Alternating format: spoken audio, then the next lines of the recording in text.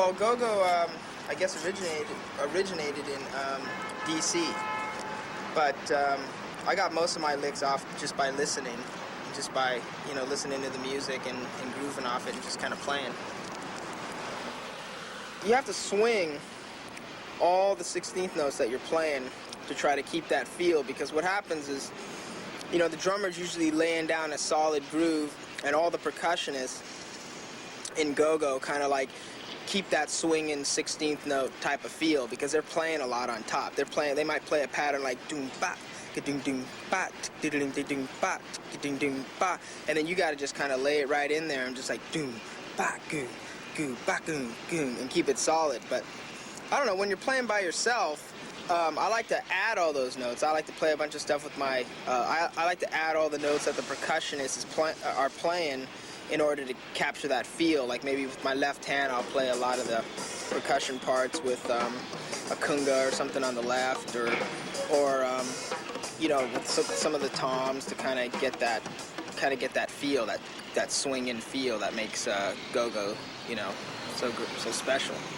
In go-go, the swing is more like the pulse is more on the ones, and I mean the downbeat, the quarter notes. So if you have notes, so the swing is more like 1, 2, where like in the older style, like big band, they would emphasize the swing maybe on like the upbeat, so it'd be more like 1, so it's a little heavier feel to me. That's what I like about it. That's why I kind of picked up on it. In this next lesson, we're going to learn about go-go. The first beat you're going to hear is what I consider the most basic go-go groove.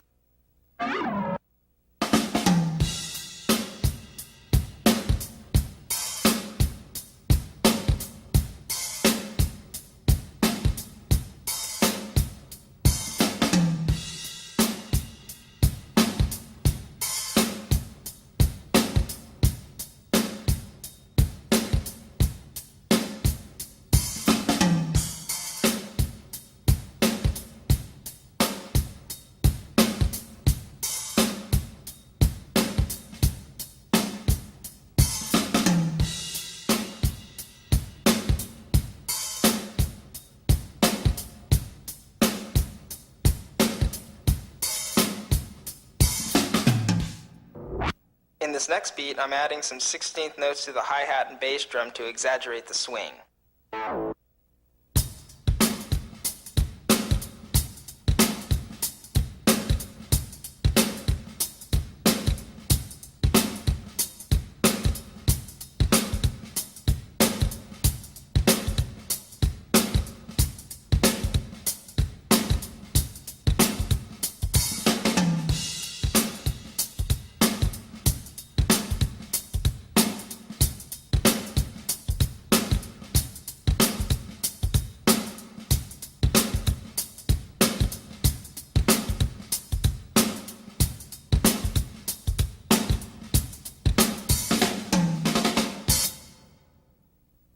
Now I'm adding even more notes to the hi-hat and kick drum.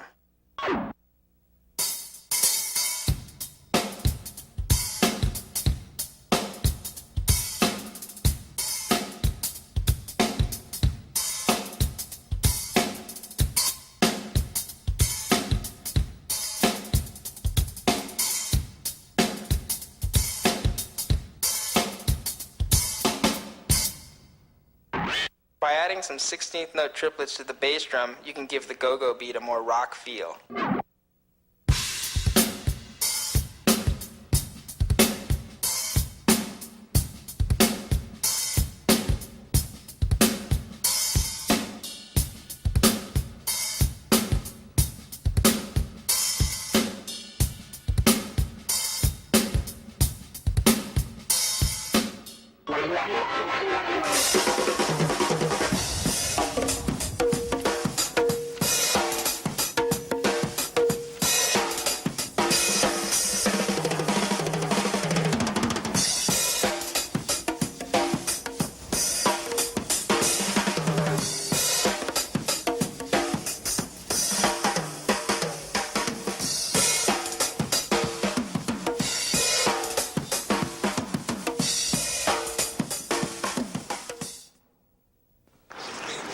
That's a quality head right there. Oh yeah.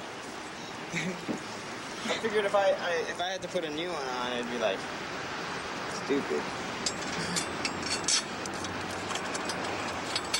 It's all about the sound. The go-go sound.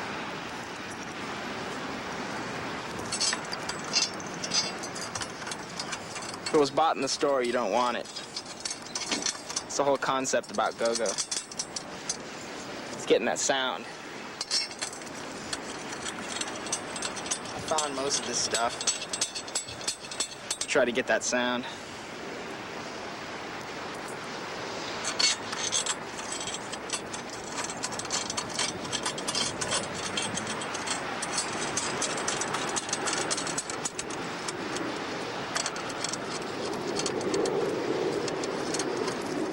You think it'd be funnier to whisper everything?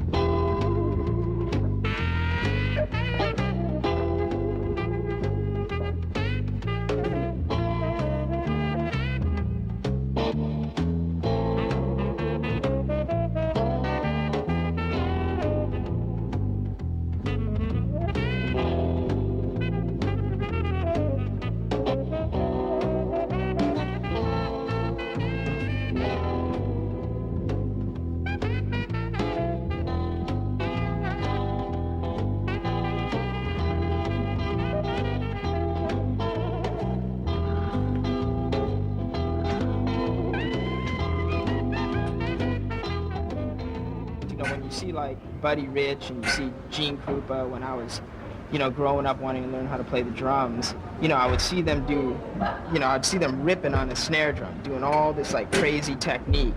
And, they'd be going from loud to soft, accented notes to non-accented notes and, all this crazy dynamics on the drum, on the snare drum. I asked my teacher, how do you gain this control over the snare? I was just like amazed. He said, you have to practice this up-down technique because what it's doing is, it's going through each one of those strokes he's doing separately and gaining control over that first before you can put the whole thing together. Play all of these strokes at a slow tempo. Stay relaxed, but keep your reflexes quick. The full stroke starts at a 90-degree angle and ends at a 90-degree angle. This stroke is used to play accented notes.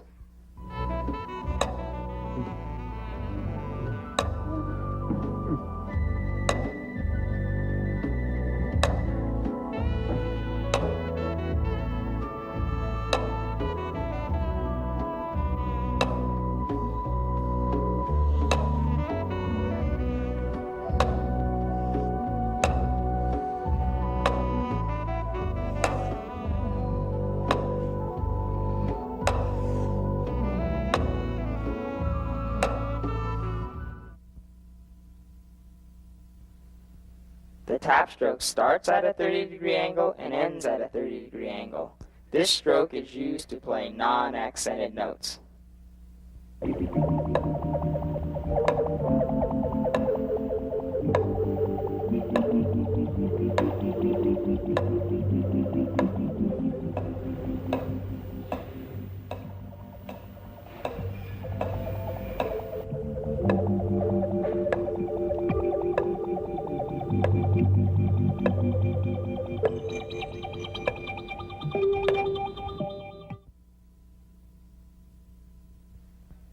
The downstroke starts at a 90-degree angle and ends at a 30-degree angle.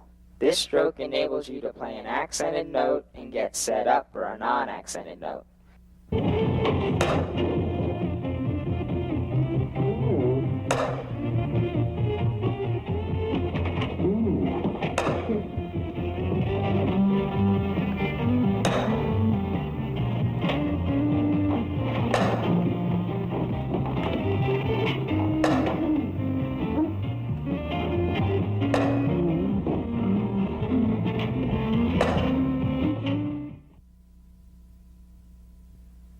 The upstroke starts at a 30-degree angle and ends at a 90-degree angle. This stroke enables you to play a non-accented note and get set up for an accented note.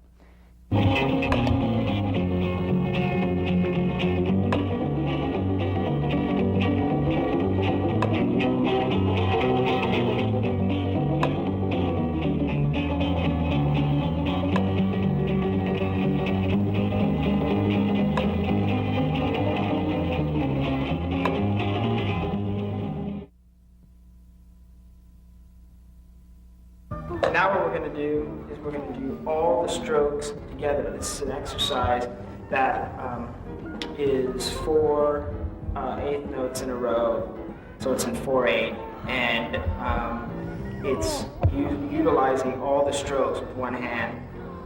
And this goes down, tap, up, down, tap, up, down, tap,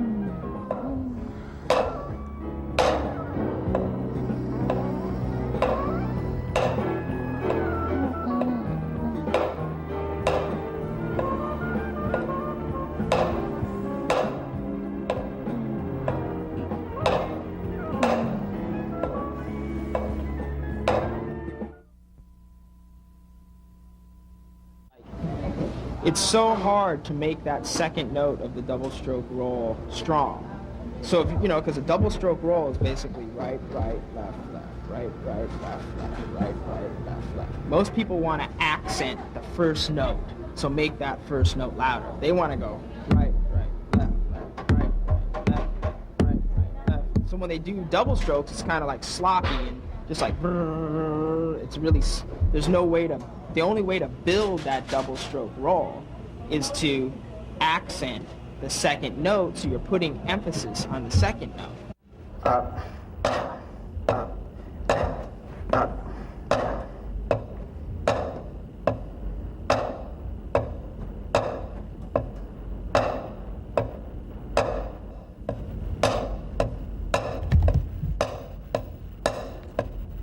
And I just speed up.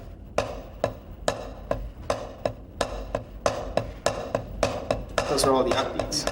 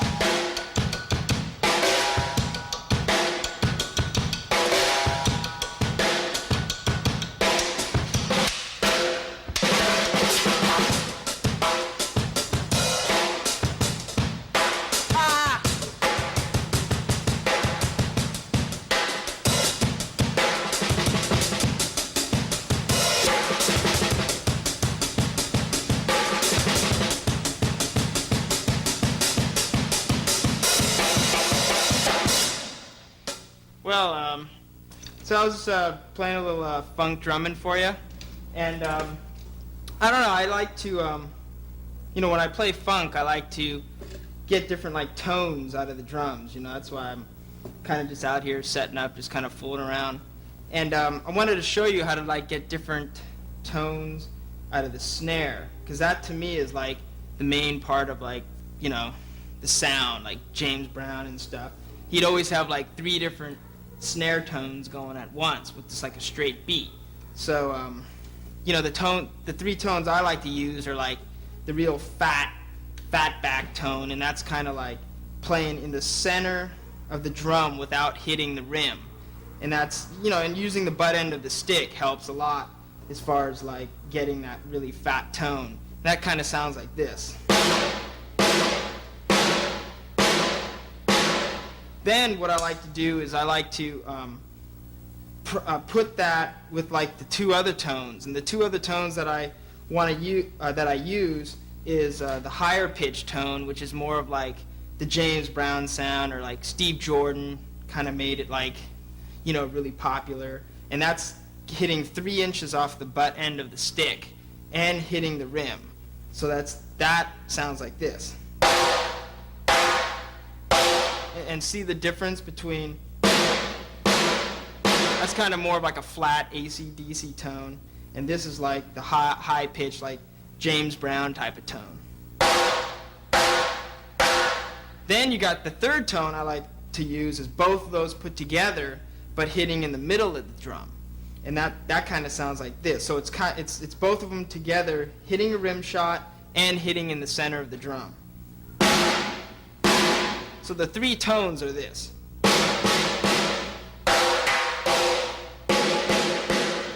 And like, let's say you're playing a 2 and 4 beat, and what I like to do is to really make it like funky is I like to make like the 2 a deep tone and the 4 a high tone. So if you're playing like 1, 2, 3, 4 and going 1, 2, 3, that's like straight.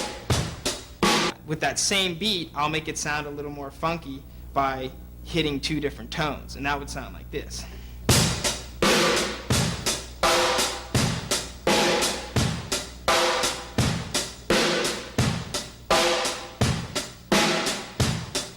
Like, see the difference? I mean, and then you add like some grace notes under there, or some underlining diddles, which kind of like make it even more sloppy. And maybe adding some more on the kick, you get a really funky beat, and that would kind of sound like this.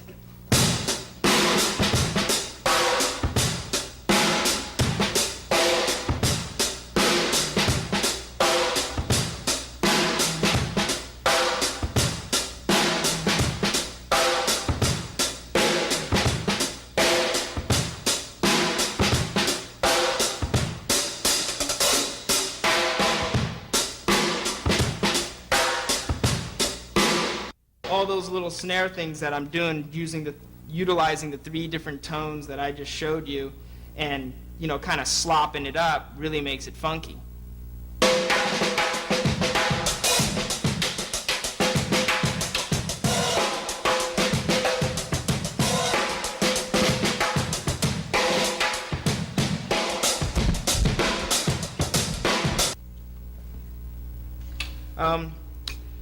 I'm going to talk a little bit about the hi-hat and a couple different ways to play the hi-hat.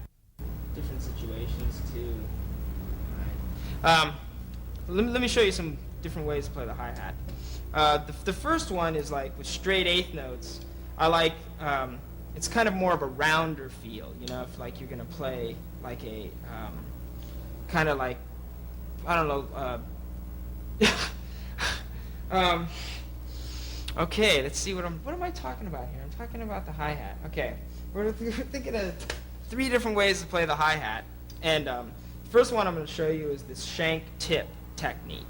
And this is cool to like really get like a feel and a finesse for the hi-hat. Because the hi-hat's actually a hard instrument to play. It's like the hardest thing to like start it when someone says count off a tune, and it's like 1, 2, 3, 4. I mean, it doesn't really work. What I'm going to show you right now is a nice finesseful way to like to play that, and that's using the shank tip technique that I call, and that's playing all the downbeats with the shank. So if you're playing eighth notes, it'd be 1 and 2 and 3 and 4 and 1 and 2 and 3 and 4, and then playing the upbeats with the tip, and so it gives kind of like a nice finesse on the hi-hat, kind of going like this.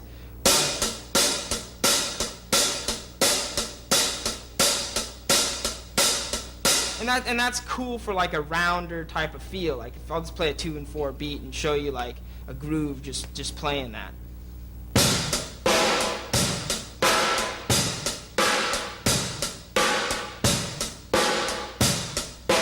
It's really good for breakdowns too, like kind of playing like and then coming back in.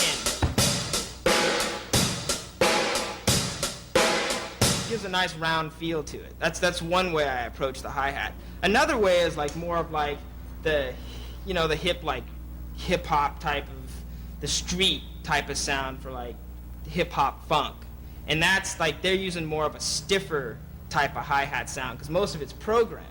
So when I first heard that, actually I was doing a session, and I went in there. This is why I want to show you these 3 different ways of playing the hi-hat, because it's important, I think, to learn all of them and be able to pull them out when you need it. Because I went into this hip-hop session, and there was kind of a Tribe Called Quest type of beat. It was kind of like ba-boom, ba-boom, boom, ba-boom, boom, with 8 notes on the hi-hat, and I was kind of playing it like this.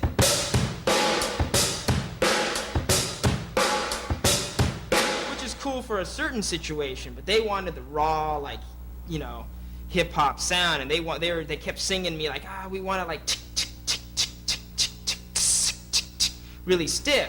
And so I went in there and I played all the shank and played all the 8th notes with the shank and made this kind of like emulated a drum machine type of sound, and they loved it. So it's like that's just playing only the shank.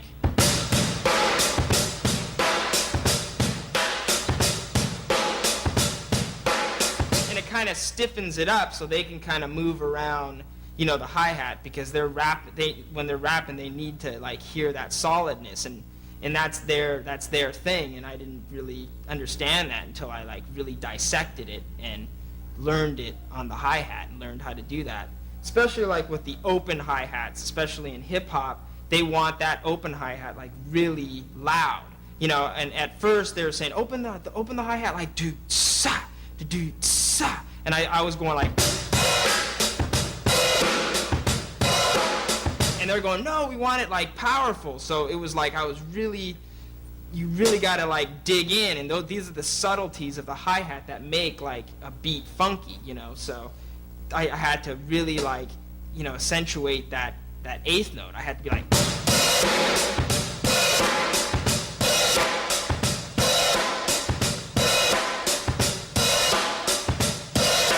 kind of feels uncomfortable when I'm playing, but like that's the sound they wanted. It's like normally I would just go in there and I play the way I play, but that's not going to get you the gig. You got to really like listen and find out what's happening, in the sounds, especially, like James Brown, like Funky Drummer. That beat, he's only using the tip of the stick. He's like, you can tell he's like right on the tip. He's not going or. Those are sort of the 2 I just showed you. He's right on the top and really light and really finesseful, and he's playing like.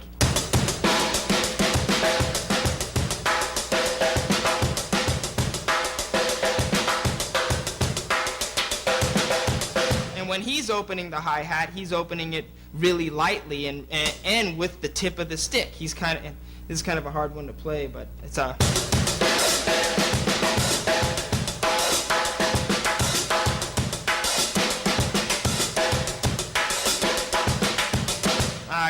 You get the idea. I mean, that's sort of what the sound is. It's like those 3 different ways to play the hi-hat are like really important in order to make like a beat funky.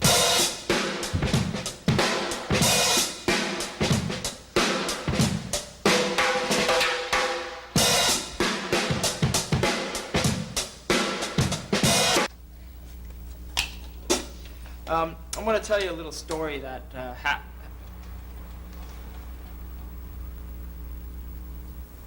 I want to tell you a little story that happened to me. I was doing this session with Gary Scheider from Funkadelic and Mudbone from Bootsy's Rubber Band, and we were in the studio, and they asked me to, like play something really, play something funky because we were writing some new tunes. So I thought, okay, I'm cool. I can play all this cool stuff. So I started. I think the beat was. I think it was like this. I was like.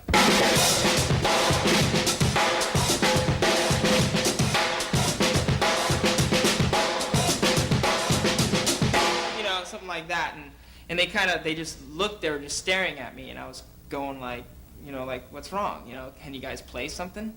And they're like, well, they weren't moving to it. They weren't moving their body to it. Because they were like, they couldn't understand where I was coming from, because everything I was playing was like up here. It was like in my head. It wasn't like I didn't feel it. I wasn't like feeling, like the bottom and the bass drum, and then feeling the 2 and 4 and the snare. And they just wanted to hear something simple. They just wanted to hear just do do ga, do do ga, do do ga. So it like left space for them to play, so they can play, like Atomic Dog, like so they could play boom don't go, don't go, boom don't, and they just wanted something straight. They wanted me to just like lay down a beat that they can feel and they can like dance to.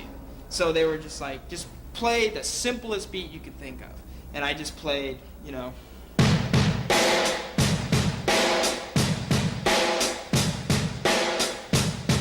I thought, well, that's not funky. There's not all these little embellishments in it. That's what they wanted to add. They wanted to go like, and they wanted that dun dun dun dun dun dun dun dun dun dun, and Gary wanted to add a guitar part that was, well, let me tell you this, like the James Brown tune. We were playing this James Brown tune, and the guitar part was something like dent gank dent gank dent dent gank dent dent gank dent gank dent dent gank dent. I heard that. I thought, okay, I could play to that. I was like, dent, dent, dent, dent, dent,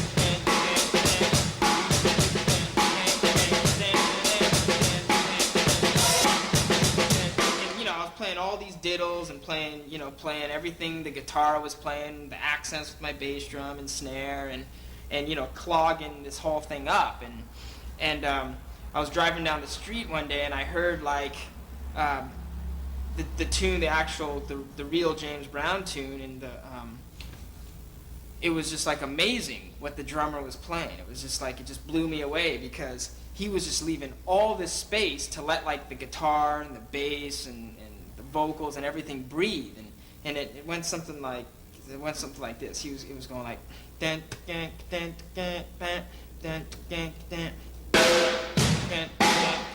gank dent dent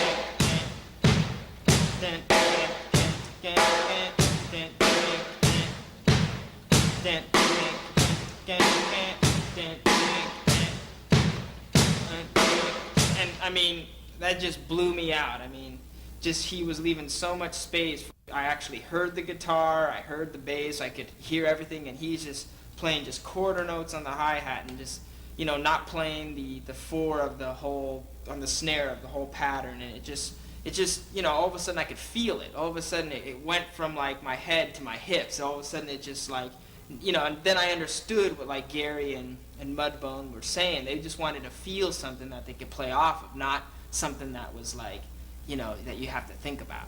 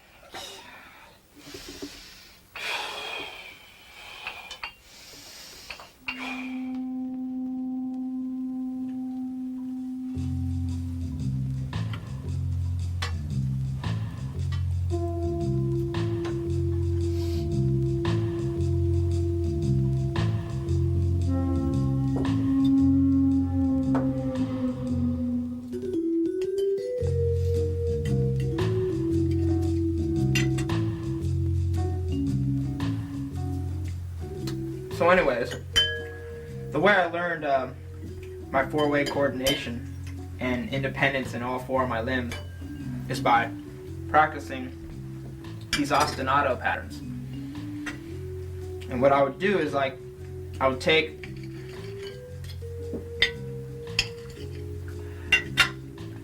like, let's say like a samba bass drum pattern, and I would learn that. Samba or a Bayonne bass drum pattern, and I would learn that with my feet.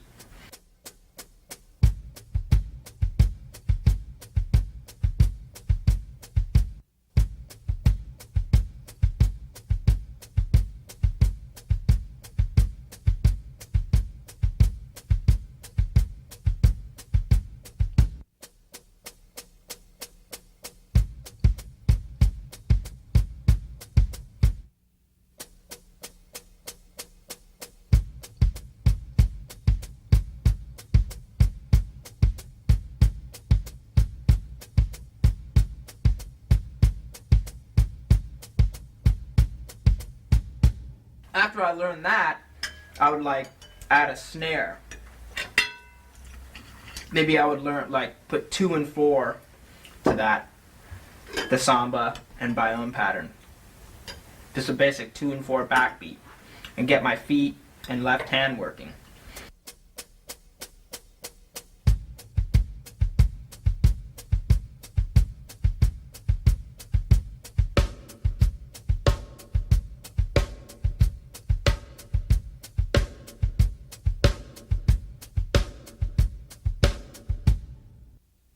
Or I would add like some other kind of syncopated pattern.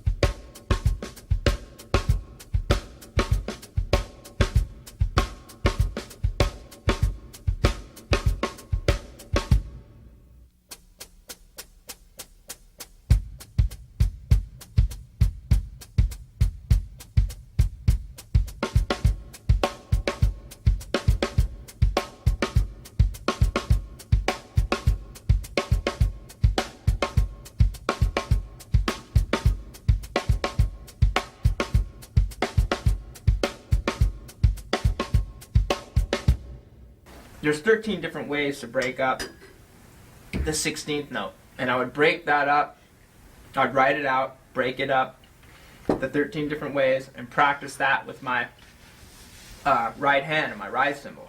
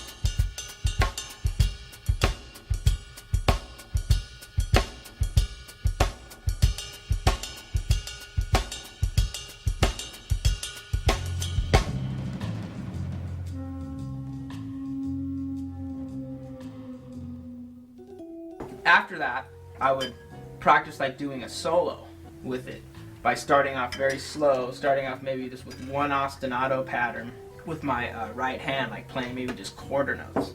And with those quarter notes, just building with the quarter notes, or building with like eighth notes with my right hand, then adding different bass drum patterns and different syncopations with my left hand. But that way you learn to like get coordination while learning like really hip grooves at the same time.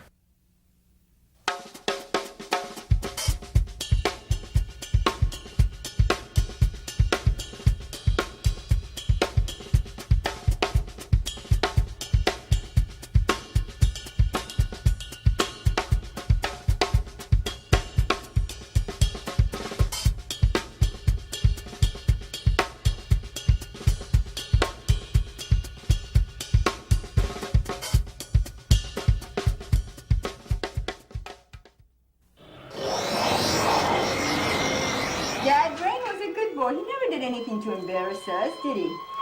Can you remember anything? Not that I can remember. No. He was always a good boy. He behaved very nicely, didn't he, Frankie? Mm-hmm.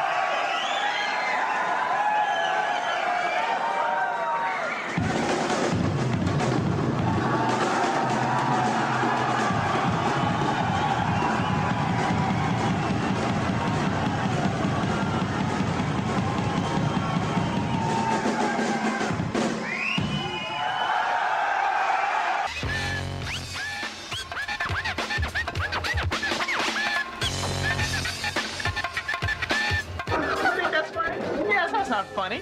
That's funny.